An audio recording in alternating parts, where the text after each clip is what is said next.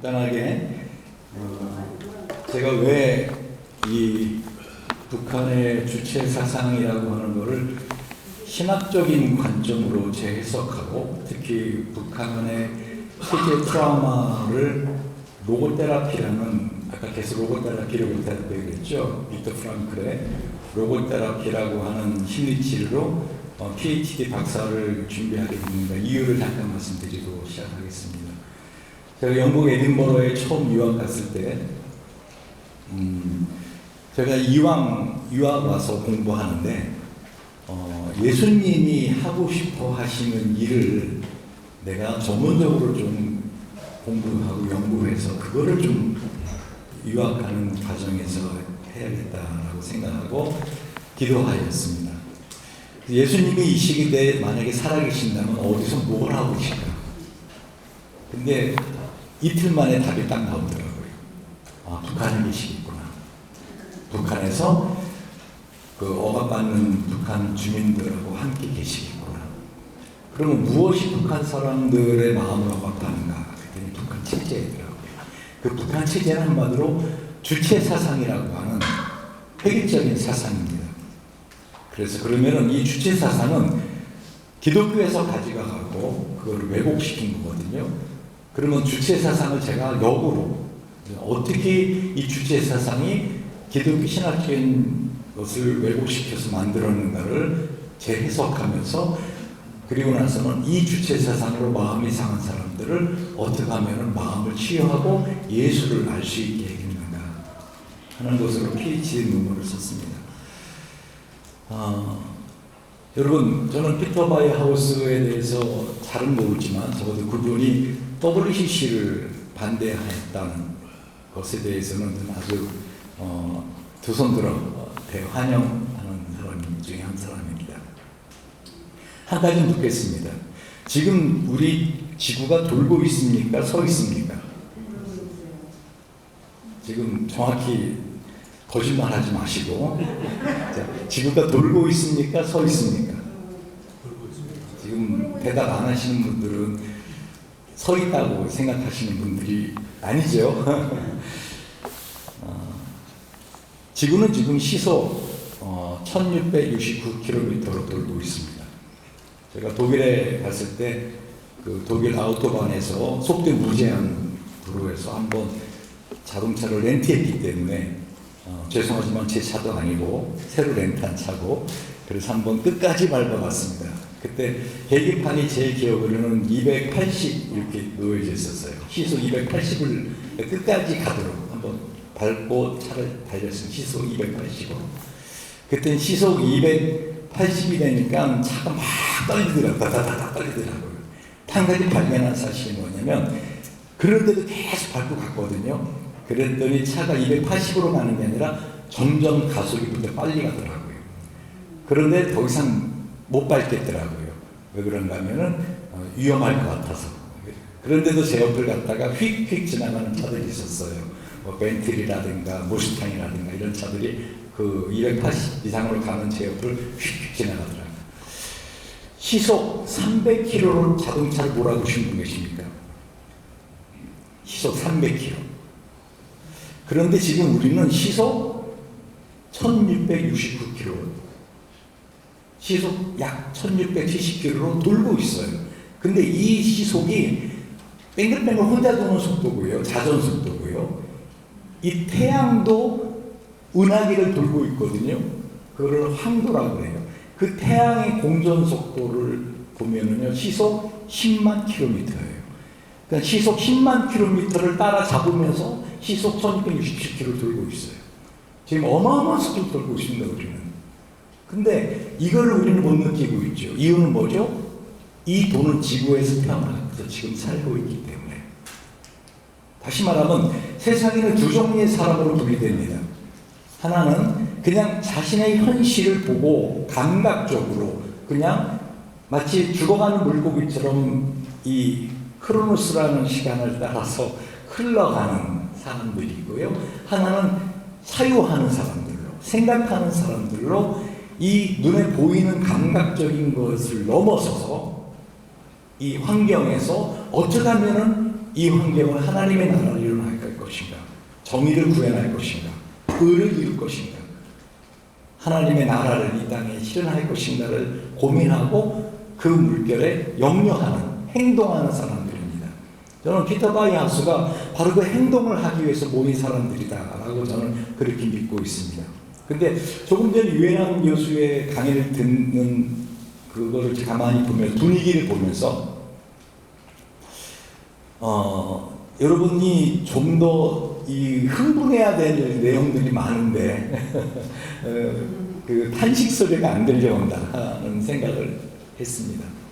왜 그런가 하면요, 아주 실제적인 이야기거든요. 북한에 대한 통일의 이야기는 바로 어저께 뉴스, 여러분 그저께 뉴스부터 계속 이어지는 거.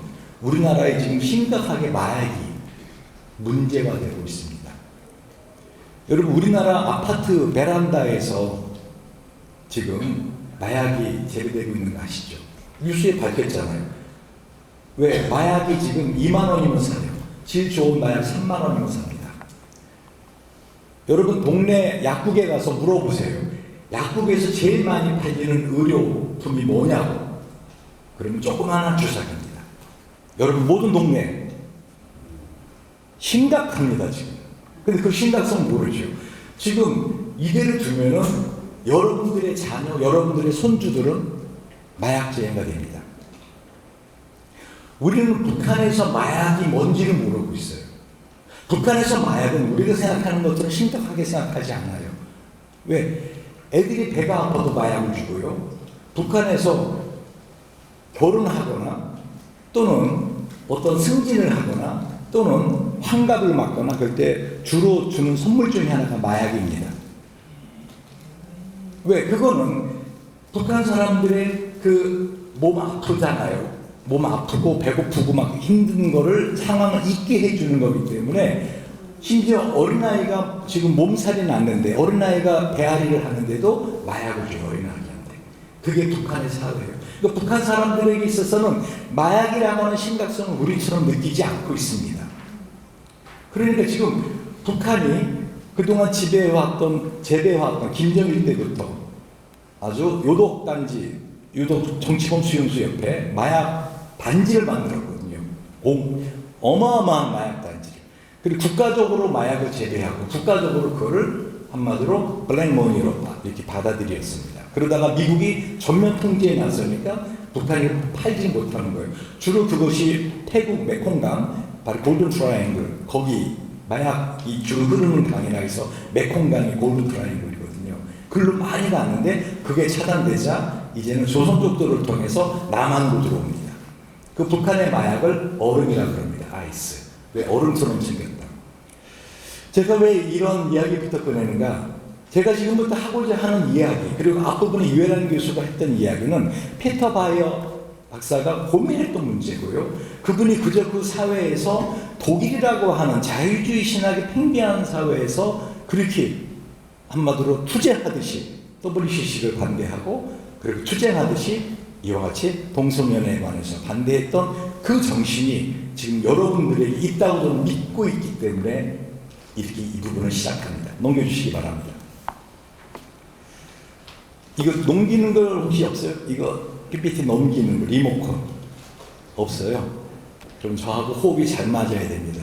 그래야 시간이 절약될 수 있어요.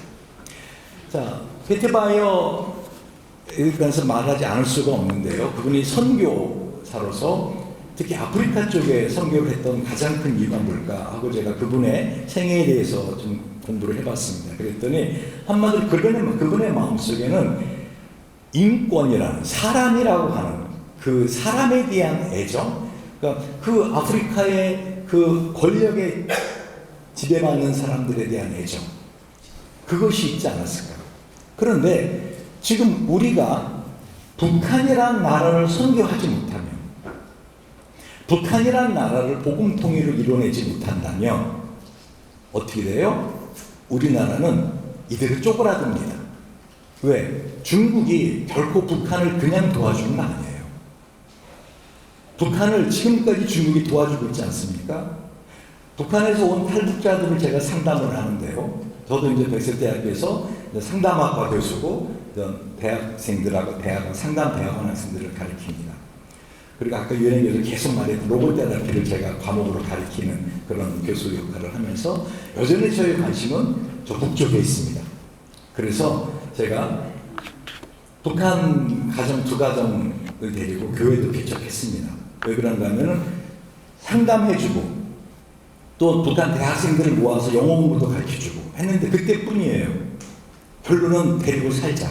내가 같이 살면서 한 사람, 한 가정이라도 변화시켜 놓으면 그것도 또 다른 사람을 하지 않겠는가 하고 행복드림교회라고 하는 교회를 지금 개척해서 그 교회를 섬기고 있습니다. 인터넷 뒤져보면 다 나옵니다. 요즘 인터넷에 이렇게 뒤져보면 다 나오잖아요. 임원만 교수 한번 제가 하는 활동들이 나옵니다. 근데 왜 제가 그렇게 북한 선교에 20년 이상을 지금 하고 있는가? 지금 통일선교 아카데미 원장으로서 매 학기 100명씩 학생들을 배출해서 지금 전체 6,000명 정도 학생을 배출해내고 있습니다. 특히 목사님들을 많이 배출해내고 있어요. 왜 그렇게 세계 선교를 위해서 북한 선교를 하는가? 저는 북한 사람들을 특별히 사랑하는 마음 없습니다, 솔직히. 왜? 이 북한 선교를 하는 사람들 10년 이상 해보면은요, 유현 교수님도 계시지만은 그렇게 사랑할 만한 그렇게 사랑스러운 대상이 되지 못해요. 왜? 북한 사람들은 자기 자신을 사랑 못하기 때문에. 자기 자신을 사랑하지 못하는 사람들은 다른 사람을 진심으로 사랑하는 게 참 어렵습니다. 그래서 저한테 종종 탈북자들이 와서 그런 말을 합니다.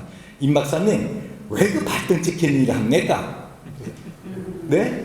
임 박사님 교수만 하시면 되지 왜 탈북자들 데리고 고생하시며 왜 탈북 대학생들 그 장학금 주고 생활비 대주고 그러다가 내가 임 박사님 교회 다니던 그 탈북자한테 말 들었는데요. 아주 엉터리 말 하더라고요. 임 박사님 왜 발등 찍힙니까? 그거 나쁜 놈이에요, 그놈. 하면서 막 자기들끼리 욕을 해요, 탈북자들끼리. 그때 나쁜 놈이에요, 막. 제가 이랬어요. 저 발등 찍히지 않아요. 그랬더니 비결이 있습니까? 저 발등 떨어져 나간 지 오래됐거든요. 찍힐 발등 없어요. 왜 제가 그렇게 하는가 하면요. 저는 예수님의 마음을 알기 때문이에요. 여러분 이제 쭉 뒤에 보면 알겠지만은요. 지금 우리는 선교해야 될 때입니다. 여러분 여기 보시는 것처럼 노아의 가족이 몇 명이었죠? 제가 몰라서 물어봐요. 노아 가족이 몇 명이었죠? 8명에서 이죠. 전 세계 인류가 10억이 되는 게 1805년이었어요. 세계 인류가. 그럼 몇 년 걸리는 거예요? 우리가 노아의 홍수를 믿는 사람들이라면 믿으십니까? 예. 그러면 뭐 예라고 하든지 아니라고 하든지 고개를 끄덕거리든지 다들 눈 부라리고 저만 노려보시면 뭐 어떻게 하자는 겁니까? 노아의 홍수를 믿으십니까? 예. 그렇다면은 그때부터 전 세계 인류가 10억이 되는 게 4,612년이 걸렸어요. 이건 창조과학자들이 추측한 연도입니다. 노아의 홍수 해를. 잘 들어보세요. 전 세계 인구가 10억이 되는데 4,600년 이상 걸렸는데 지금 어때요? 2020년에서 70억이 지금 80억이 됐어요. 2023년에. 숫자가 4,600년, 121년, 점점 33년, 15년, 13년, 11년, 한 6년, 5년, 3년 주기를 짧아지고 인류가 10억씩 늘어나는데 여러분 지구가 이 인류를 감당해낼 수 있는 이 인간의 수가 제한되어 있다는 걸 아시죠? 그렇죠? 그런데 제가 참 깜짝 놀라는 게 창조과학회에서 그 노아의 홍수가 일어났을 때 인류의 그 인구수를 갖다가 약 76억을 보더라고요. 왜 이렇게 많지? 그랬더니 그때는 모두셀라를 비롯해서 오래 살았잖아요. 창조과학회가 그 추정을 해내더라고요.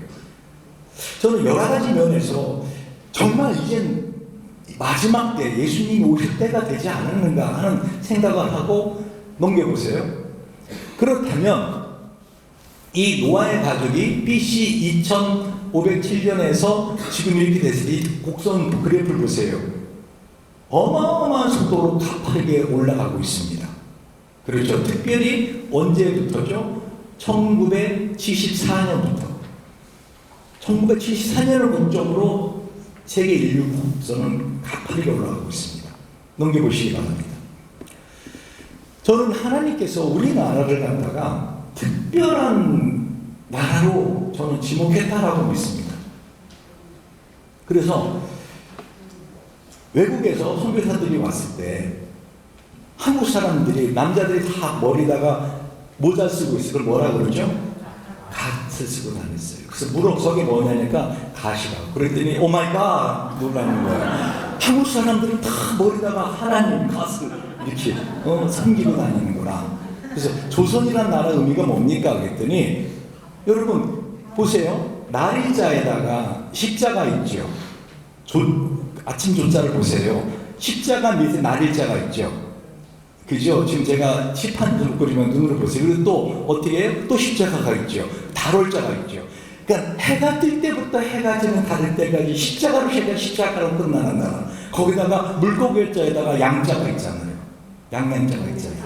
야, 이거 특별한 나라다. 근데 용어로도 뭐예요? 초선. 선택받은 나라구나. 여러분 업체 해석이라는 것도 좋습니다. 저는 그렇게 믿고 싶다는 거예요.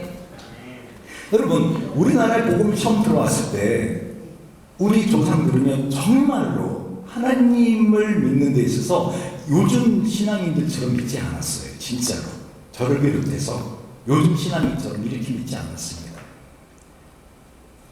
심지어는 여러분 아시는 것처럼 1905년에 강화도의 북부 해안 마을에 그 홍순일이라고 하는 집사님이 싫어합니다. 실제 있었던 일이에요. 홍순일 집사님이 어느 날 이 홍순일 집사님은 강화도 아시죠? 강화도에서 최고의 부자였어요. 그래서 홍순일 집사의 돈을 꿔가지 않고는 사업을 할 수 없다 할 정도로 다 이분에게 돈과 식량을 꿔간 사람들이 많습니다.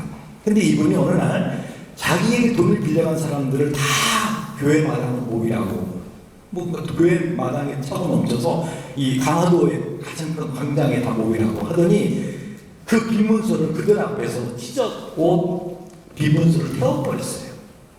그리고 뭘 하는지 아십니까? 저에게 빚진 여러분들 빚 안 갚아도 됩니다. 내가 성경을 보다가 1만 달란트 빚진 그 종의 이야기 말씀을 봤는데 내가 1만 달란트 빚진 자가 아니었는가.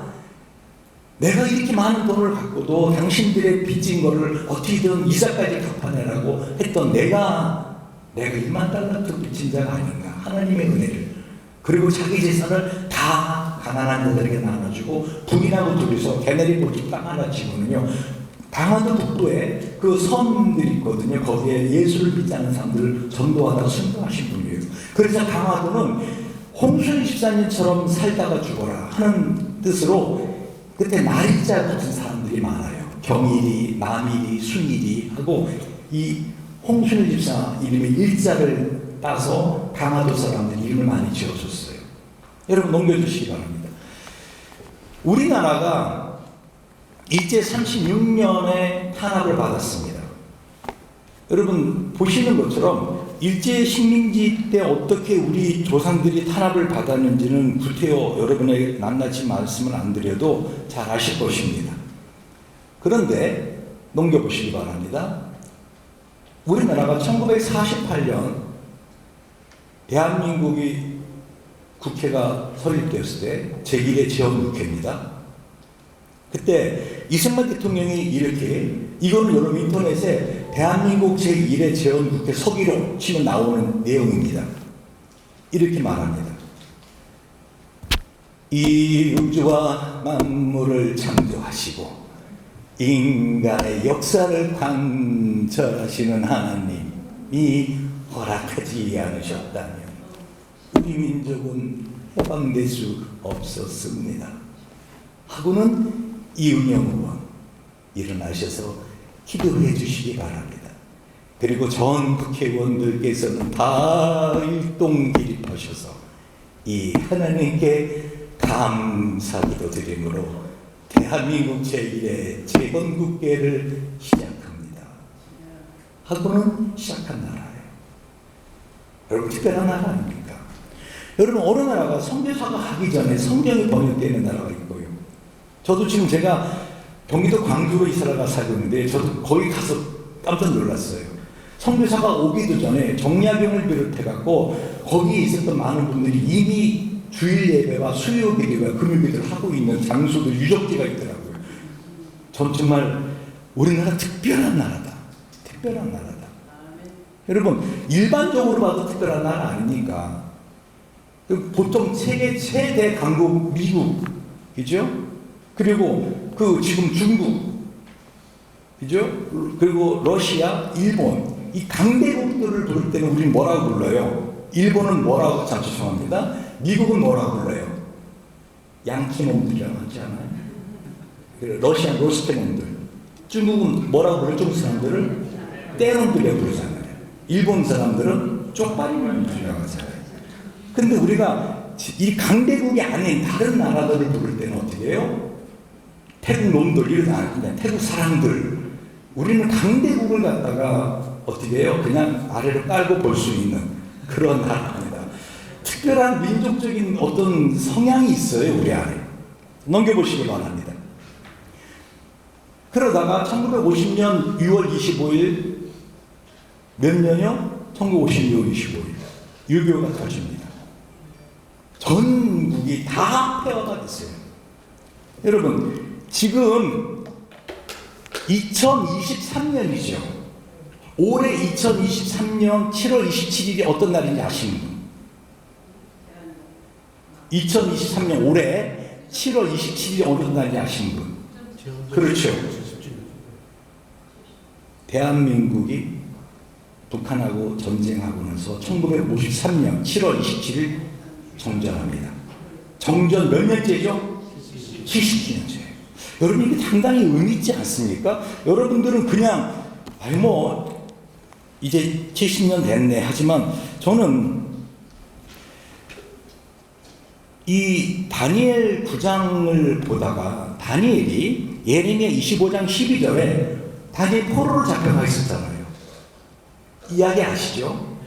여러분, 그렇게 다니엘 그러면은 전혀 모르는 사람 듣듯이 표정을 지으면은 제가 황당해집니다. 다니엘가 새 친구 이야기부터 해야 되나요, 제가? 다니엘 아시죠? 네. 다니엘이 바벨론에 어떻게 해요? 포로로 잡혀가 있는데 가만히 생각하니까 이 바벨론이라는 어마어마한 강대국에서 이스라엘을 해방시켜줄 만한 힘을 가진 나라가 없는 거예요. 소망이 없어요. 그런데 성경을 보다가 예레미야 25장 12절에 하나님께서 내 민족을 70년 만에 다시 돌이키리라 하는 그 말씀을 보고 다니엘이 어떻게 하죠? 금식하며 베옷으로 갈아입고 하나님께 기도하기 시작합니다. 하나님, 약속하지 않으셨습니까? 예레미야 25장 12절에 약속하지 않으셨습니까? 올해가 바로 70년 되는 해입니다. 다니엘은 그렇게 기도합니다. 결국은 BC 586년 예루살렘 성전 파괴되고 나서 510년, 70년 만에 다시 1차 포로 복귀하서 예루살렘 성전 지어질 때까지 70년 만에 그들은 어떻게 해요? 돌아옵니다. 여러분, 그리고 숫자적으로 맞춰야 되느냐? 저는 맞추고 싶어요. 저는 올해가 특별한 해라고 믿고 싶고요. 왜 피터 바이하우스에서 그동안 저를 안 부르다가 왜 2023년에 대해서 저를 부르는가? 저는 아주 거기에 의미를 둡니다, 지금. 진짜요. 소름이 쫙 끼칠 정도로 의미를 둡니다. 다른 사람도 아니고 피터 바이하우스가. 여러분, 이스라엘이 예수님의 십자가를 못 박을 때 그들이 뭐라고 외쳤죠? 그 예수님의 피값을 자기 자손들에게 돌리라 그랬죠. 그랬죠. 그리고 나서 AD 70년에 로마의 디도난군이 예루살렘에 들어와서 요세푸스라고 하는 역사학자의 책을 보잖아요. 요세푸스에 보면은요, 뭐라고 요세푸스 기록하는지 아십니까? 디도 장군이 로마에서 군대를 데리고 와서 예루살렘에 함락했을 때 예루살렘에는 십자가로 만든 나무가 없었다. 왜? 예루살렘에 있는 사람들을 다 십자가로 죽여버렸어요. 십자가로 만든 나무가 없었다는 표현을 써요. 그러니까 그들은 자기들의 말대로 된 거예요. 예수님 십자가 못 박아 죽이면서 저 핏값을 우리 자손에게 돌려라 했더니 다 AD 70년 만에 어떻게 해요? 그들을 십자가 못 박아 죽습니다. 예루살렘 사람들. 그런데 놀라운 사실은요, 여러분, 그렇게 해서 나라 없는 민족으로 온 세상에 디아스포라 흩어 살던 이스라엘이 언제 지금의 이스라엘로 돌아오죠? 1948년 5월 14일. 거의 2000년 만에 돌아옵니다. 2000년 만에 자기들의 나라를 가져요. 그런데 더 놀라운 사실은요, 2017년 트럼프 대통령이 뜬금없이요, 내년에 예루살렘을 이스라엘 수도로 확정한다라고 뜬금없이 국방부에서 말을 해요. 그리고 2018년 5월 14일, 잘 들어보세요.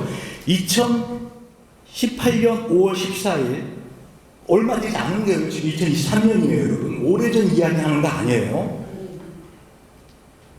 텔아비브에 있던 미국 대사관이 예루살렘으로 오고요, 전국에 있던 다른 나라 대사관들이 다 예루살렘으로 와서 예루살렘이 명실공히 이스라엘 수도가 됩니다. 그게 몇 년 만이죠?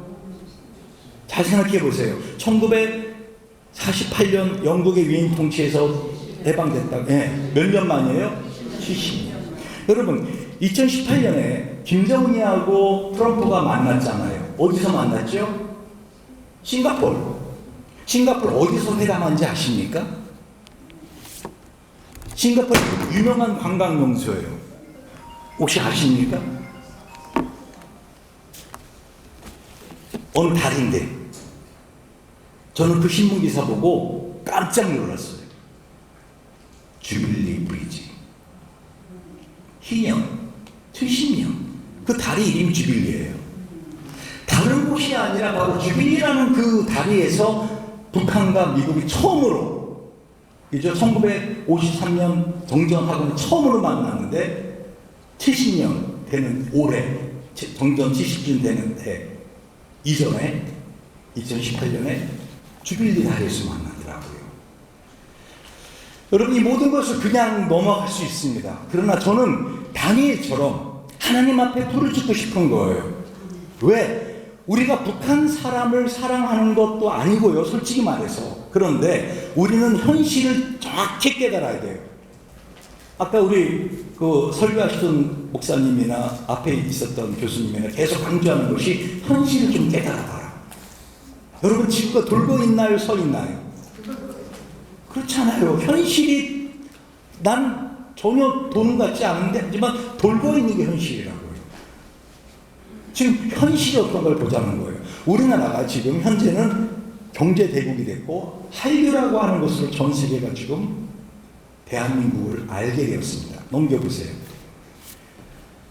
여러분, 독일이 통일되고 나서 30년이 지났어요. 그런데 놀라운 사실은요, 독일 통일됐을 때 다들 한 말이 뭔지 아세요? 우리가 통일되었네. 함석헌 선생님이 우리나라가 1945년 8월 15일 해방됐을 때 유명한 말씀을 하셨어요. 통일은 우리 민족에게 도적처럼 한다. 죄송합니다. 해방은 우리에게 도적처럼 한다. 누구도 우리나라가 일제압제에서 갑자기 해방된 거라고 상상도 하지 못했어요. 일본은 히로시마에 원자폭탄이 떨어졌지만 계속 밀어붙일 작정이었거든요. 그러자 다시 나가서 한 번 더 떨어지, 그제서 한국을 하죠. 일본은 바로 히로시마 원자폭탄 떨어졌음에도 러시아군이 일본을 갖다가 압제한다는 소리를 듣고 어떻게 해요? 함대가 출동했었거든요. 일본 두 별도에. 그러니까 러시아에게 함락당하는 미국한테 항복하는 게 알겠다 하고 갑자기 급선회해서 1945년 항복을 합니다. 근데 그것이 우리나라에는 어떻게 해요? 도둑처럼 온 거예요. 어느 날 갑자기. 여러분, 독일이 이와 같이 갑자기 통일됐어요. 그런데 통일되고 나서 자살률이 10배 이상 올라간 거 아십니까? 독일이. 그리고 출산율이 반토막이 났어요. 그리고 독일 통일되고 나서 20주년 때 제가 독일을 갔거든요. 30주년 때 매년 사실은 제가 독일을 가요. 독일 동독과 서독에 통일 그 분단 현장을 우리 학생들을 데리고, 백석대학교 학생들, 주로 한동대 학생들, 두 학교 학생들 데리고 제가 매 학기 방학 때마다 갑니다. 그리고 중국하고 북한하고 러시아 접경지대 거기를 역시 또 우리 통일성의 아카데미 학생들 데리고 매 학기에 가고요. 그런데 그때 어떤 걸 받는가 하면요. 베를린 광장에 독일 통일 20주년을 기념하는 사람들이 집회가 열렸는데요. 저쪽에는요. 마치 태극기 부대 옆에 촛불 부대 그거 하듯이 다시 베를린 장벽 쌓자. 동독 가서도 다시 가르자 하는 집회를 하고 있더라고요. 동독 사람들은 서독 사람들을 재수없는 외시 그렇게 생각해요. 서독산 동독산들 게으른 오시 동독놈들. 여러분 아까 유해란 교수가 탈북자들 중에 사살이 있다는 말 들었죠. 여러분 동독 사람들이 통일 이전에 보다는 잘 살게 되었어요. 서독의 도움으로. 그런데 동독 사람들이 자기 자신들을 갖다가 헝가리나 다른 나라 사람들하고 비교하지 않아요. 서독 사람하고 비교를 하죠. 탈북한 탈북자들이 자기 자신이 살고 있는 삶을 갖다가 어떻게 해요? 저 필리핀이나 태국이나 어떤 이런 사람들하고 비교하지 않아요. 한국, 남한 사람하고 비교를 하죠. 그러니까 절대적인 빈곤은 사라졌지만 상대적인 결핍감이 더 커지더라는 거죠. 그러니까 서독과 동독이 통일 이전에 상당히 큰 동독인들이 자긍심이 있었어요. 여러분 예전에 동계올림픽 할 때 동독 사람들이 세계 2, 3위 한 거 기억하세요? 동독 선수들이 그들 나름대로 자부심이 있었어요. 근데 통일돼서 경제적으로는 조금 나아졌지만 그러나 상대적인 빈곤감은 더 커지더라는 거죠. 여러분 만약에 오늘 저녁이라도 북한에 있는 사람들 중에 다도 필요 없어요. 한 1,000만 명만 남한으로 내려온다 합시다. 만약에 여러분 동독 서독 장벽 무너질 때 동독에서는 지형이 떨어졌거든요. 장벽 가까이 오는 사람들 발표하라. 한 명도 발표하지 않았어요. 왜? 내가 여기서 이 사람을 쏘면 저쪽 누군가가 나의 어머니와 나의 누이를 쏠 거라는 걸 알기 때문에. 그리고 이들은 민간인이기 때문에. 근데 와서 어떻게 했죠? 그들이 밤에 장벽 둘씩 틀었어요. 만약에 지금 북쪽에 있는 사람들이 엄청나게 재작년부터 엄청난 가뭄, 엄청난 빈곤감, 엄청난 특히 아이들을 보면은 제가 북쪽에 갈 때마다 북한에 갈 때마다 제가 참 안타까운 것 중에 하나가 아이들의 상태예요. 심지어는요 이제 한 2-3살, 4살도 안 된 아이들이 머리가 반백인 거 아십니까? 고원에 가보면 영양실제로 여러분 그 아이들이 만약에 하나님이 통일 주신다면 저와 여러분이 책임져야 돼요. 국민 건강관리보험으로 우리가 책임져야 될 우리의 미래예요. 막연한 딴 나라 이야기가 아니에요. 저와 여러분의 자녀들의 이야기라고, 우리의 이야기라고. 이 이야기는 넘겨보세요. 독일 통일 성공적인가? I don't think so. 저는 그렇게 생각하지 않아요. 비록 경제적으로는 독일이 G4가 됐어요. 엄청난 성공적입니다. 그러나 아까 말한 동독과 서독이 서로 마음에 없던 장벽이 생겼어요. 독일은 쉬운 말로 말하면요, 아내와 남편이 서로 사랑하지만 저 게르만 민족 같이 붙여놓은 히틀러 같은 놈 또 나오니까 갈라놓은 거 아닙니까? 그렇죠? 그러다 하나 된 거잖아요. 근데 우리는 총부림 칼부림하고 헤어진 부부예요. 남북한 예를 들면 이 독일과 동독과 서독보다 훨씬 더 심각한 정신적인 문제를 갖고 있습니다. 우리나라 지금 보수 여기서도 지금 만약에 태극기 촛불 또 보수 또는 이렇게 좌익 이렇게 얘기 나오면 여기도 딱 달라질 거예요. 그런 얘기 하지 마세요라고. 그런데 그 정도가 아니라는 거예요. 남북한 이대로 만약에 통일된다. 올 저녁이라도 1,000만 명 정도가 개성공단 주변을 해서 거기 집에다 작업했거든요. 여러분 집으로 간다 합시다. 여러분 집으로만 죄송하지 말고 자매님 그 화장실 집이 몇 개예요? 본인 2개 집이 화장실 2개인데 아파트인데 동굴에 그쪽 화장실 쓰라고 우리 가족은 이쪽 화장실 갔어. 거실은 같이 쓰라고 같이 살자고 냉장고 보니까 먹을 거 쌓였네.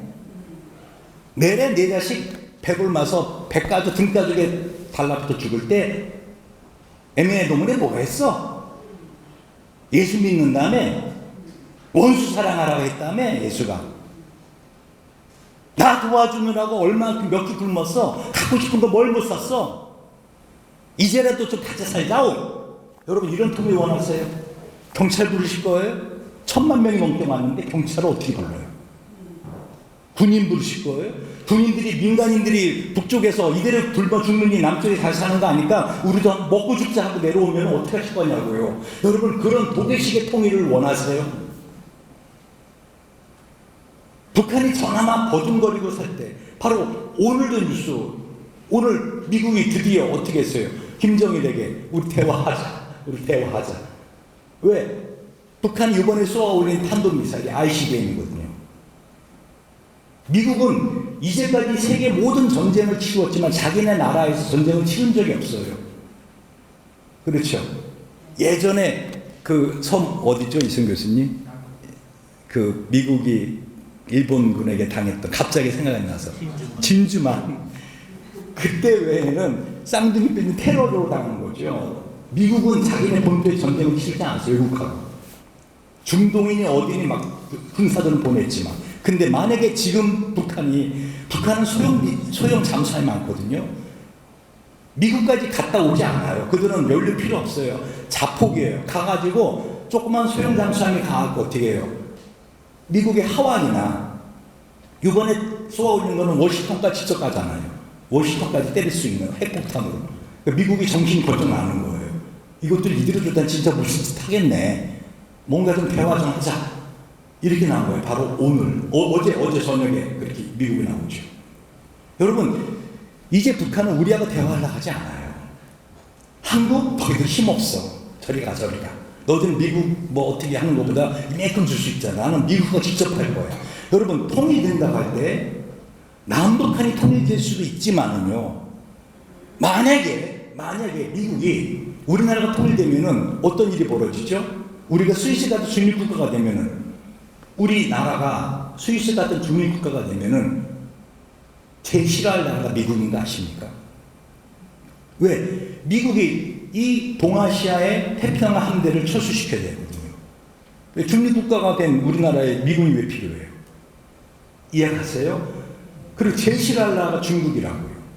그럼 만약에 중국과 미국이 서로 해서 땅 따먹기 식으로, 러시아도 나도, 일본도 나도 하고 땅 따먹기 식으로 우리 한반도를 따먹기, 이게 선을 긋버리면은요, 우크라이나 사태가 어떻게 될지 몰라도 제가 추측하기에는 우크라이나가 그렇게 우리나라처럼 갈라질 수 있어요.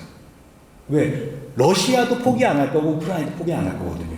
그럼 계속 민간인들이 죽어나갈 거고. 그럼 결국은 어느 정도까지 너희들 가져. 이렇게 나올 수 있지 않겠습니까? 그런 통일이 되면 안 된다는 거예요. 넘겨보세요. 독일 통일을 한 예로 보면은요, 동독의 반이슬람 국가나 극우주의 데모가 계속 일어나요. 넘겨보시기 바랍니다. 점점 마음의 장벽은 높아지고 있어요. 눈에 보이는 베린 장벽은 없었지만, 넘겨보시기 바랍니다.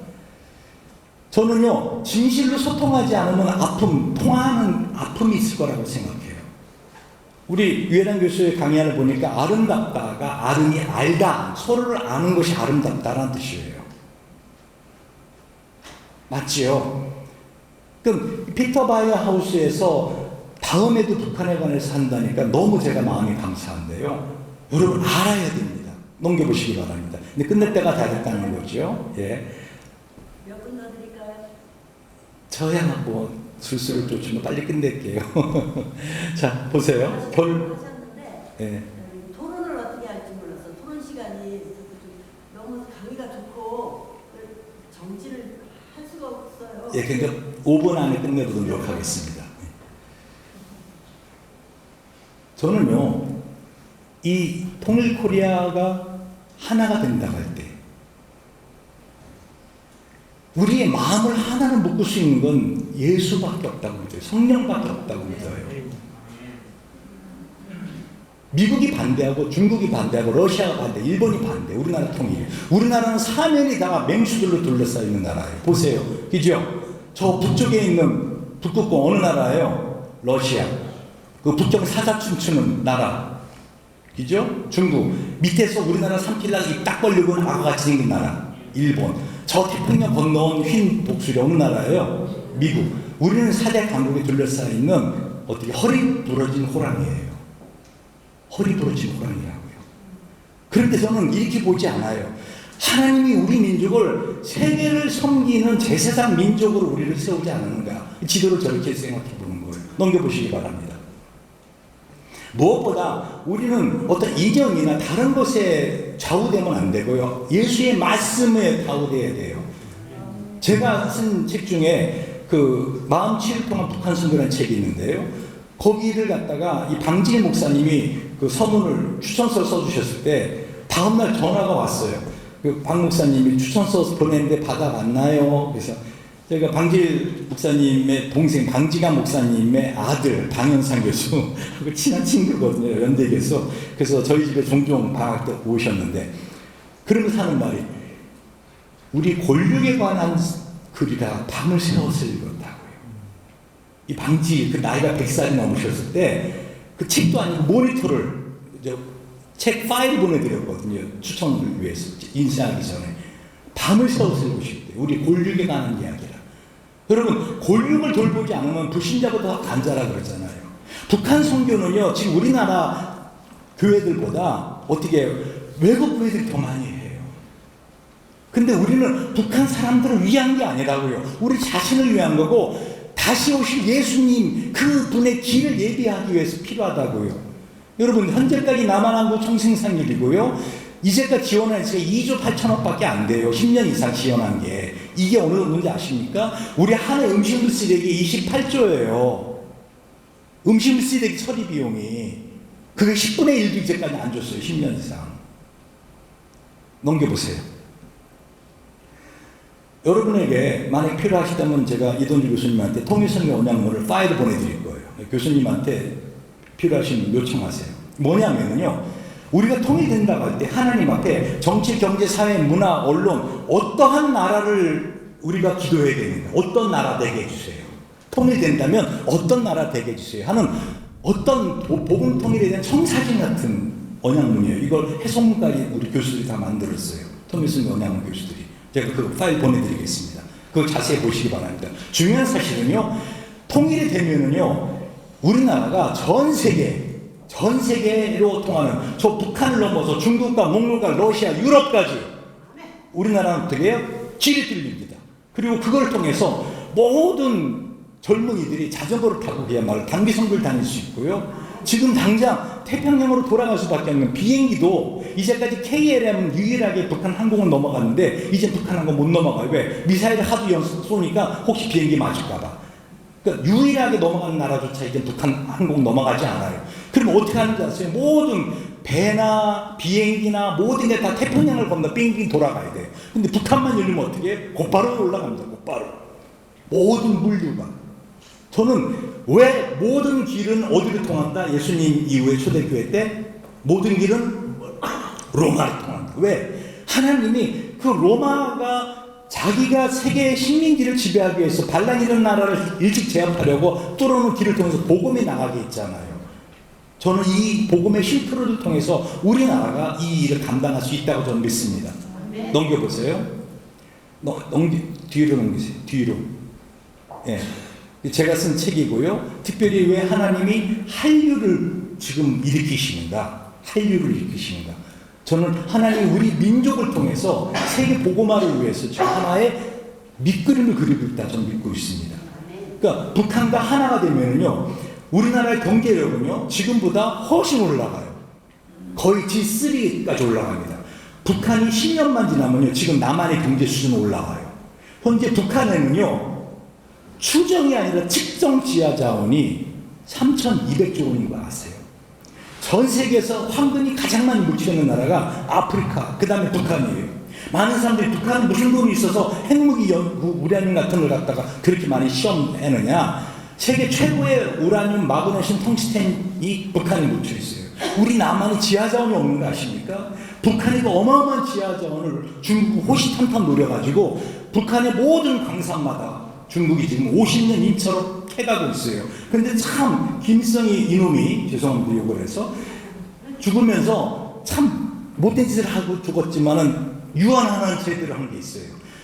중국 사람 믿지 마라. 그리고 우리나라 지하 자원을 무연탄 외에는 팔지 마라. 그래서 그 나라 가고 있어. 저는 왜 하나님이 저 북한에 어마어마한 지하 자원을 보유하고 있게 하는가?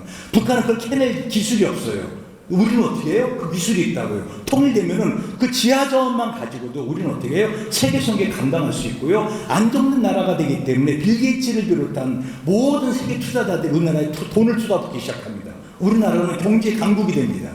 돈이 있어야 세계 성교를 할 수 있는 것입니다. 그것을 위해서 하나님이 지금 통일을 준비하고 있지 않는가? 넘겨보시기 바랍니다. 넘겨보세요. 넘겨보세요. 아니요. 이게 바로 제가 생각하는 동북아 새로운 시대의 통일의 밑그림입니다. 시간 관계상 그냥 넘겨보겠습니다.